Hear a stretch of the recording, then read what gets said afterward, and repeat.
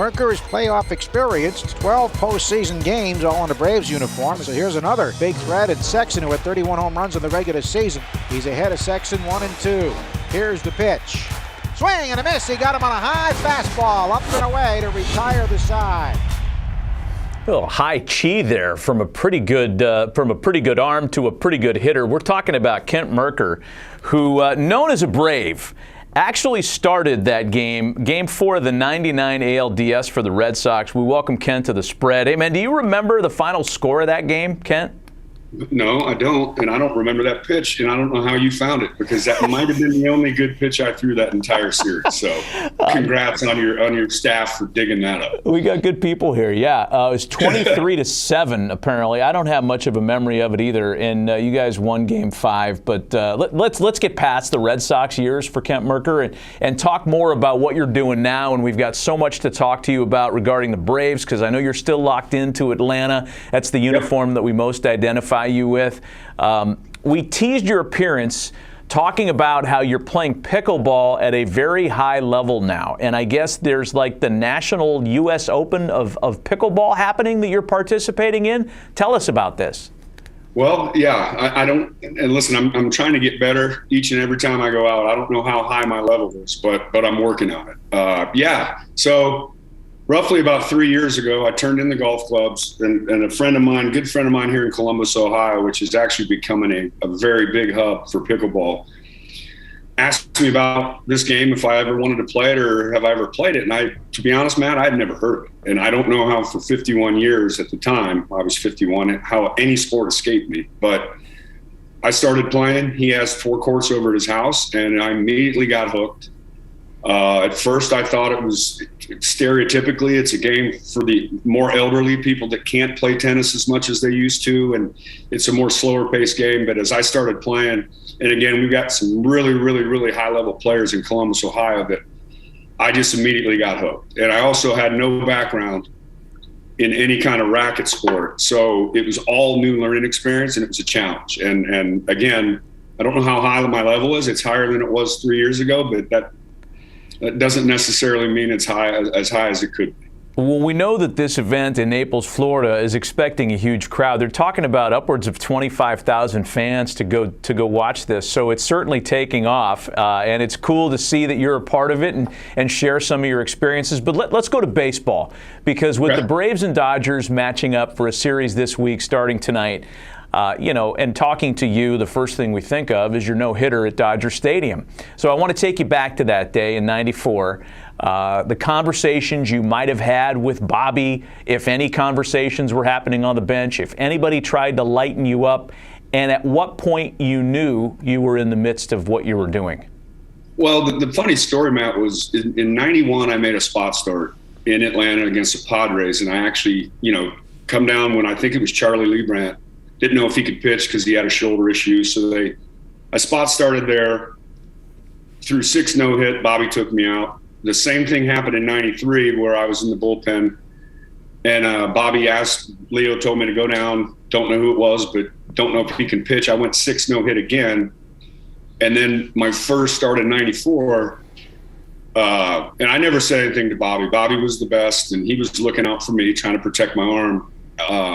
But after I went 6 that night in Dodger Stadium on April 8th, it was actually my first start out of spring training. He didn't say a word to me. He didn't look at me. He didn't come down and say, hey, I don't want to risk hurting your arm. Everyone just left me alone. I think someone offered me a coffee, Matt, because it was one of those cooler nights in April, and Lemke said, don't wake him up. Let him keep sleeping and let him finish this no-hitter, because obviously I was asleep during this whole thing. So. But you know what? It was a great night, and again, this is how good our rotation was back then. So Bobby calls me in after the game, and all the reporters were gone, and everything had settled down. And you know how they schedule a lot of off days early for rain and weather. Bobby calls me in. He goes, "Great job, kid, man. That was so fun to watch." He goes, "But I gotta let you know, we got an off day Monday. We're gonna go ahead and skip." Oh, I think we lost Ken. So he's in the middle of paying off a great story, and we had a little technical bug. That's unfortunate. Gee, I was just getting ready to ask him some more hard-hitting questions, too. We were and hope to once again very shortly be visiting with longtime Brave Kent Merker, who was in the middle of talking about his no-hitter against the Dodgers at Dodger Stadium. We thought it was really timely because the Braves are in Los Angeles to take on the Dodgers this week, starting tonight. I think Kent is back with us. I'm not sure where we lost you in your story. Can you hear us, Kent? You got us? Yeah, I got you guys. Sorry about that, man. No. So I don't know where I left off, but when you let me know. But anyway, after that no-hitter, it was my first start out of the season. The best part of this story is, and this is why I don't have much empathy for a lot of players, is Bobby Cox calls me in. That was a Friday night, and he said, great job. And he said, we have an off day Monday, so we're going to skip you in the rotation because we got to keep Maddox, Glavine, Smoltz, and Avery on their normal day. So I think I'm the only guy in the history of baseball to throw a no-hitter and not make his next start. That's unbelievable. You know, the circumstance had to be completely different between that night for you and what you participated in earlier when you were a part of the combined no-hitter.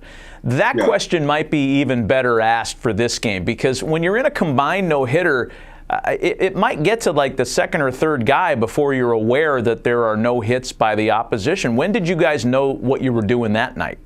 You know, again, I was spot starting, Matt. Like, I literally showed up to the field planning on being a reliever that night, and I went down and sat there while Charlie Lebrant warmed up, and he looked and said, I can't go, and they just threw me in the fire.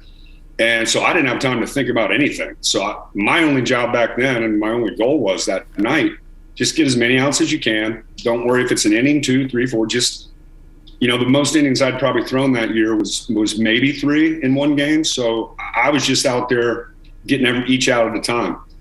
And after 6, Bobby took me out because I got to like 75, 80 pitches and I hadn't thrown that many. So he didn't want me to get hurt. And I wasn't thinking about, you can't take me out of this game. You know, that didn't even go through my mind, Matt. And then Mark Wohlers came in, went the 7th and the 8th, and then Alejandro Pena came in.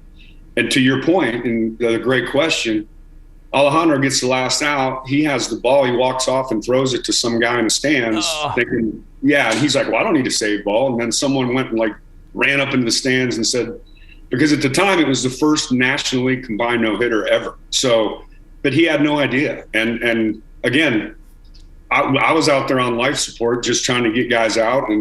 But it's really cool to look back and be part of that. And it was in a playoff run, and we ended up winning that game 1-0. So that was a fun night. You were a part of so many great teams, great staffs, great nights of baseball, and I think there are going to be 3 great nights of baseball coming up at Dodger Stadium with the Braves in town. I know you're still locked into the Braves and you still follow the game pretty closely. You know, it's being billed as Matt Olson and Freddie Freeman, and Freddie against the old uniform so early. It's still so fresh. What do you think the emotions are going to be like for Freddie specifically? And when this is in Atlanta, it's going to be a different story, but they're in L.A. tonight. How do you see this going down?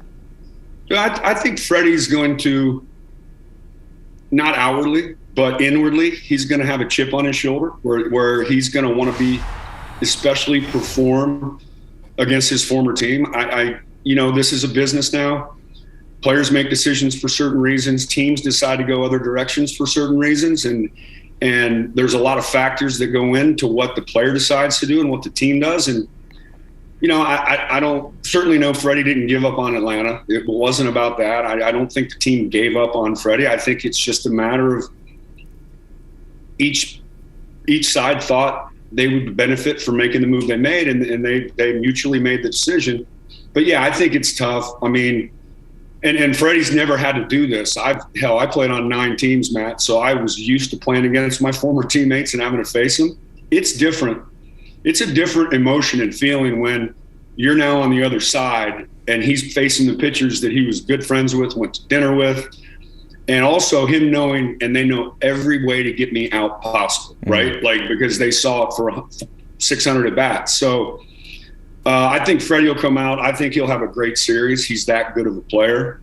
I think really there's more pressure on Olson to be the guy that replaced Freddie, you know, the fixture there at first base for all those years in Atlanta. So But I see Freddie being okay this week with this series, and I see it being a really, really good series, by the way. Because these are two of the top teams in the National League. Yeah, for sure. This is going to be appointment viewing, and it's going to be the MLB Network Showcase game tonight, so everybody can watch it on MLB Network. Let's take you out with a pickleball prediction. And, you know, there's $100,000 at stake here for you at this Naples event. First of all, we want to make sure we get some video from you so we can kind of pay this story off. And do you think you got a crack at the $100K here? Like, are you live in this thing? Hey, I have plenty of video. I just didn't want anyone to see it other than the people I'm playing with that particular night. No, you know what? I was talking to people about this. This Mintos U.S. Open, they do such a good job. And like you said, there's going to be 25,000 people there in attendance. The facilities are off the charts, how nice they are. They do such a good job. It's a cool community of people. And I'll say this, and this is my prediction. I'm not going there not to win. I want to win, but there was a lot of games in the big leagues, like when I faced the Yankees and the Red Sox that night.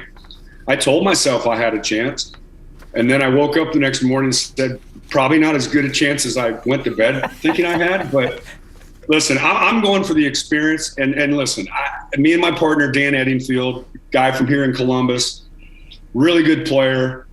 We're playing in the 50 and over, right? So I can still move kind of somewhat. I feel like I'm, for a 50-plus-year-old, I can hold my own as far as the athleticism of it. But we'll see. I mean, I'm going there. I want a medal. I want to finish on the podium, either gold, silver, or bronze. But if that doesn't work out, it's going to be a fun week. And again, we're going down. We play Monday. I'm staying down there till Friday to watch a lot of other people I know that are going to be playing in this. So, and by the way, I didn't know there was $100,000 riding on this. I mean, that's just what I'm reading here. I'm looking for a betting market on it, too. Like, if BetMGM starts posting numbers on this thing, I'm going to call you for some insights. And we're definitely going to call you back when the thing's over to pay off your standing and how things went. Kent, we appreciate the visit, man. We'll be watching the Braves and Dodgers tonight, and we look forward to visiting with you again soon. Hey, Matt, thanks for the time, buddy. You take care. Kent Merker with us on Pregame Spread. It is going to be a good one to watch tonight. Huascar Ynoa, Clayton Kershaw. It's the MLB Network Showcase game tonight from Dodger Stadium in Los Angeles.